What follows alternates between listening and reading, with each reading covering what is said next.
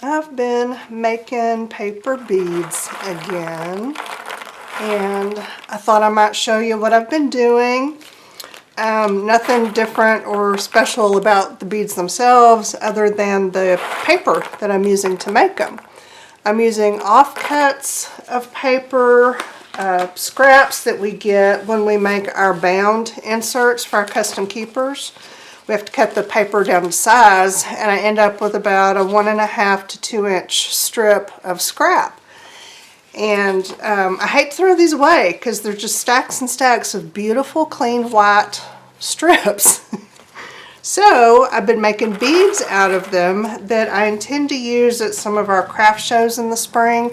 I think what I want to do is just string them together, you know, make little things like this, and then make a table skirt out of them, or actually just sort of a decoration to go around my existing black table skirt.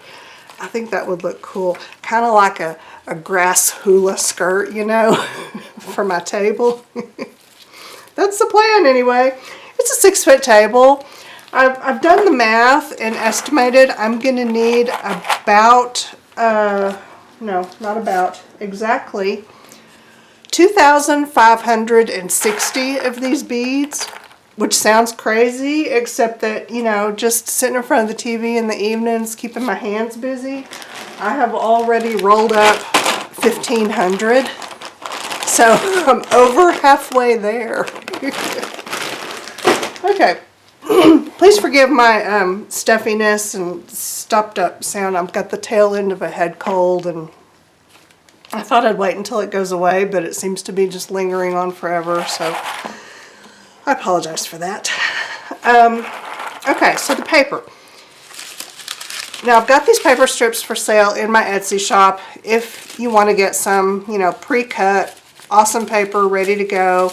If not, use what you've got. Most of us usually have some scrap strips of plain paper that we can color.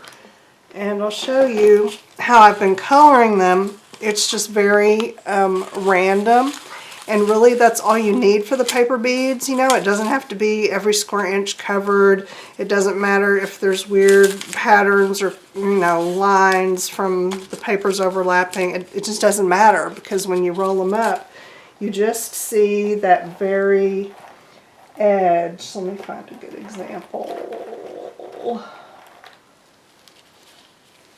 So you just get that little bit of color showing, so you don't really have to freak out about what the overall look is like. Just toss color onto your papers. So what I'm doing is, now you can do this with full sheets of paper, obviously, you know, you can dye paper this way, any kind of paper.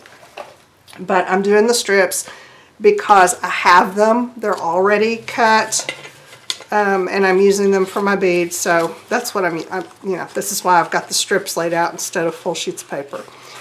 And what I do is just lay out some strips on a, doesn't matter, you can use a Teflon sheet, a cookie sheet, whatever.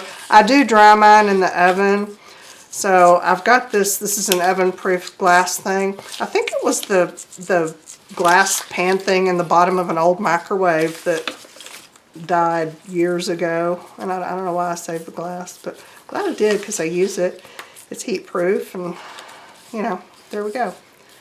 So anyway, lay them out, spray them with water, and then I am using dye reinkers that I've had for years and years because I have a lot of them. I don't know if you can see my bottles up here. They're Marvy Matchables reinkers for ink pads. I'm not kidding, like 20 years ago I had these ink pads. You can use that. You can use sprays, you know, like your spray inks and dyes and stuff. You can use watercolors. I would just stay with something water-based. I don't really think acrylic-based, like liquid acrylics might work, but I'm afraid as they dry they might stick to each other because the acrylic, you know, it wants to stick to stuff, whereas the watercolor won't. So I would stay with something water-based like dye inks or watercolors. And then what I've been doing is just, you know, randomly putting it on there, using lots and lots of water. You'll probably want to use, you know, fairly decent paper. This is not watercolor paper. It's text slate, kind of like a high quality computer paper, which is fine.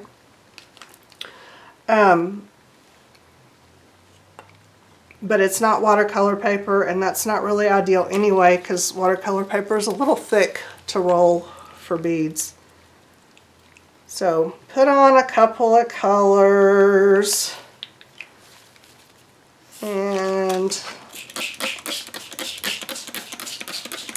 there we go. Let's see, is there a little bit of a green? This is pale green. I don't know what that means.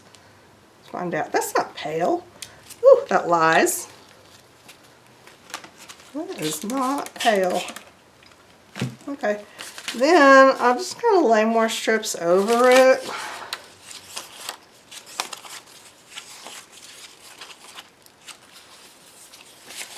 And these are going to get delicate. You know, you're wetting paper. Yeah, they're going to be easy to tear, so you do want to kind of be careful.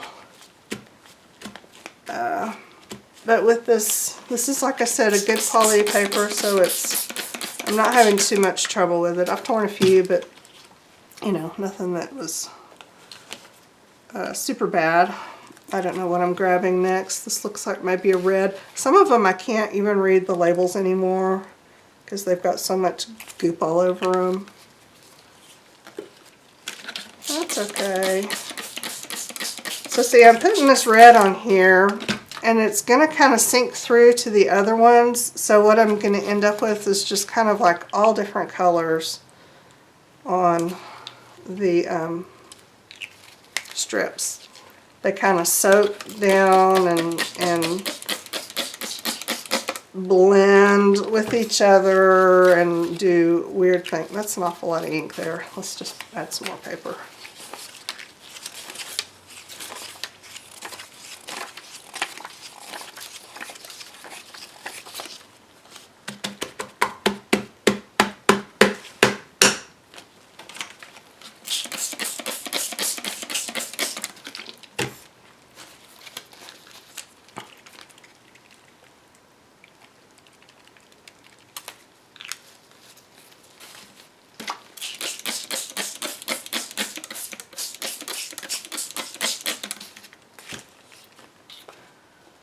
And when you do this, you want to kind of be aware that you're going to get overspray on stuff. So, yeah, the water hits the ink blobs and then it just kind of goes everywhere. So I've got this stack of washi tape back there. It's got little dots of ink all over it. Well.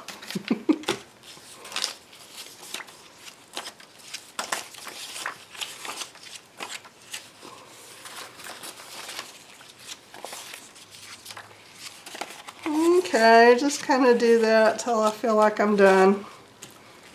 I don't know, 3, 4, 5 layers, whatever I want. And then I can just kind of take lift up a section of them and flip them over. I'll do the same here, stack them up. When you stack them like this, the more you stack them and smush them and wet them and flip them, the more blendy the colors get. Oop, see, I just tore one. Right there. And then, if you just kind of leave them like you laid them down, they don't get so blendy, they're more spotty. And either way is fine. Fixing to tear another one.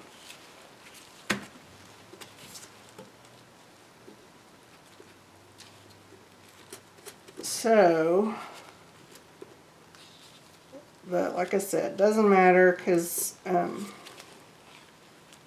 they just look super cool when you roll them up, no matter what. Okay. Now, if I wanted them to be more squishy, Sometimes I'll go in and just kind of layer them one on top of the other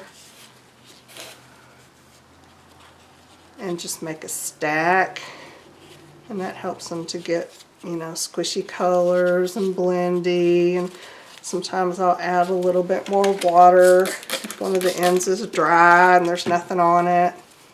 You know, you can go through and do that, or you can just call it done, lay them out, let them dry just like they are. Either way is fine. Now, you can let them dry on their own. I usually stick mine in the oven, and I lay them out on this sheet, put it on an oven-proof, whatever, you know, pan, cookie sheet. And I put my oven on about 180 degrees, no hotter than that, and just lay these out just like I had them. Put them in, and then, you know, check on them about every 10 minutes or so, flip some, take off the ones that are dry, just kind of do that whole deal.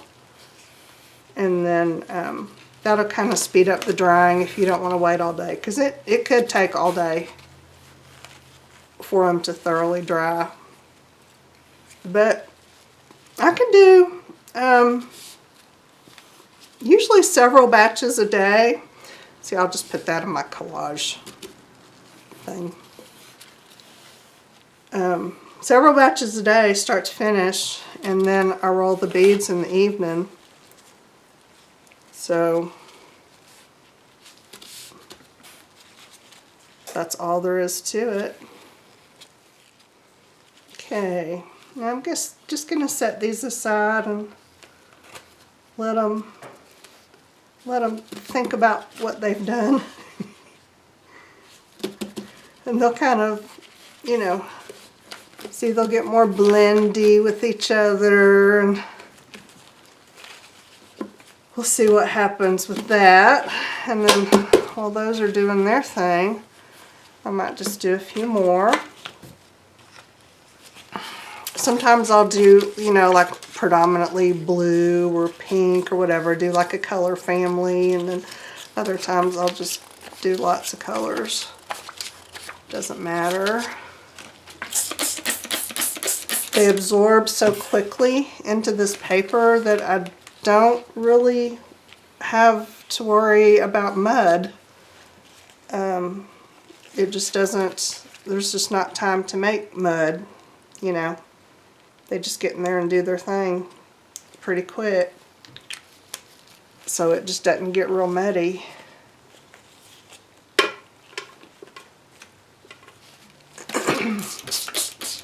Wow.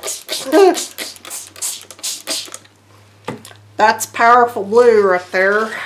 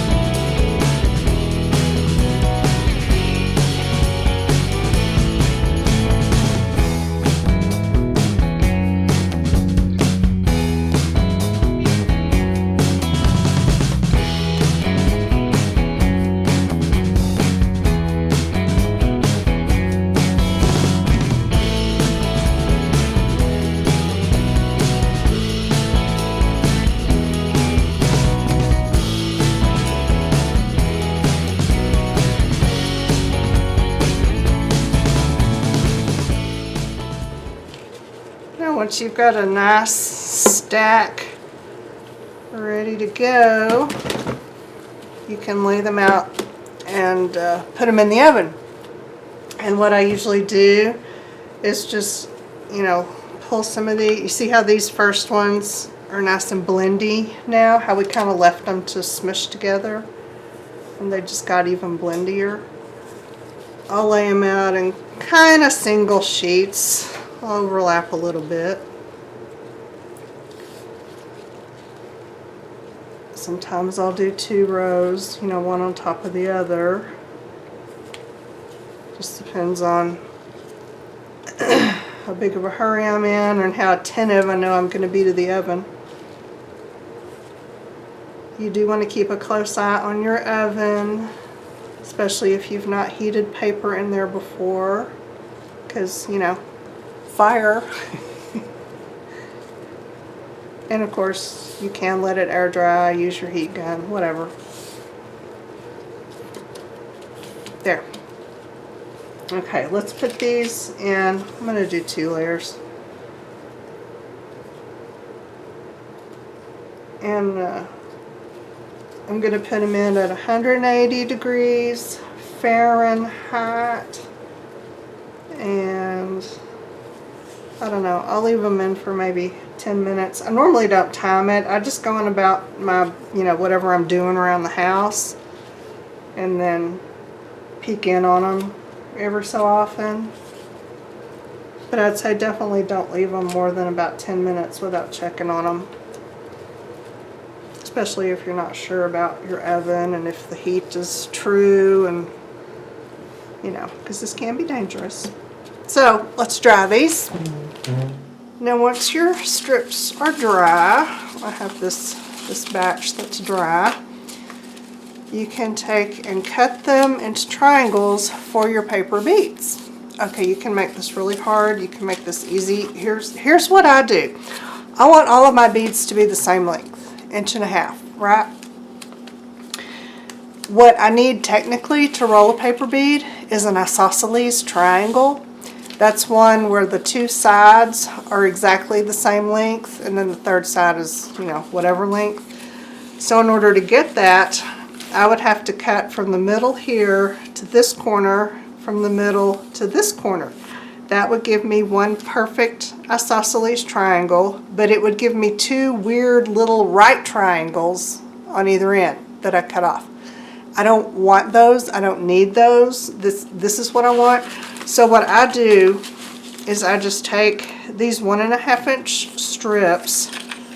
I cut from one corner to the other corner. This is not going to give me isosceles triangles. It's going to give me right triangles, but you can kind of work around that. It's really not that big of a deal.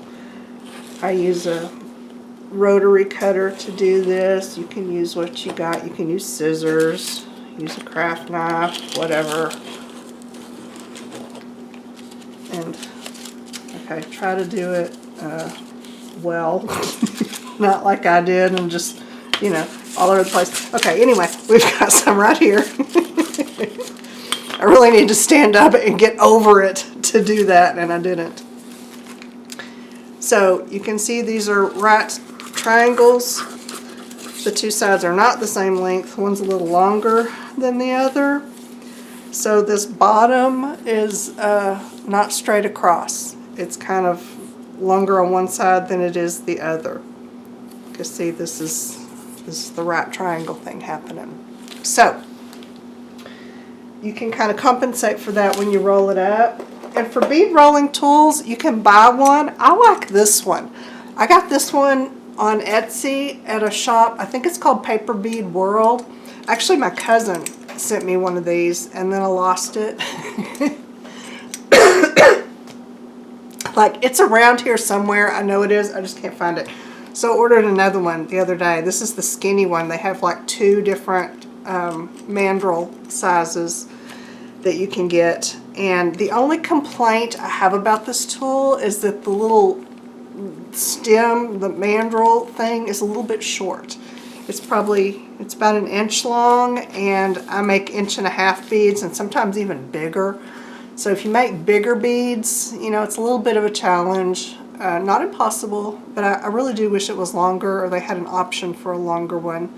But I like this tool. I also use this a lot, which is one that I made myself. It's a bamboo skewer that I cut in half. It's just 2, so it's kind of flat in the middle and then held together with a bead. You know what? Works just fine. Gives me a little bit bigger bead core, but yeah, you can make your own. You can do it around a toothpick, a knitting needle, a pokey tool, whatever. These little bead tools are handy though because they have a slot to hold the end of the paper.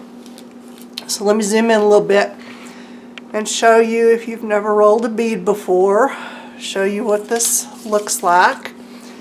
The tool has a groove, a slot in it right there. I'm not sure you can see that, and I'm not sure my camera will even focus in that. Oh, there we go. Yeah, see the little slot? That's where you slip your paper in. So what I'm going to do, since my paper, you know, we talked about how it's not straight across, it's kind of wonky on the end. I'm going to take this end that goes up, this longer end, and I'm going to slip it into the slot, just like that. Then I'm going to start rolling. I roll away from me.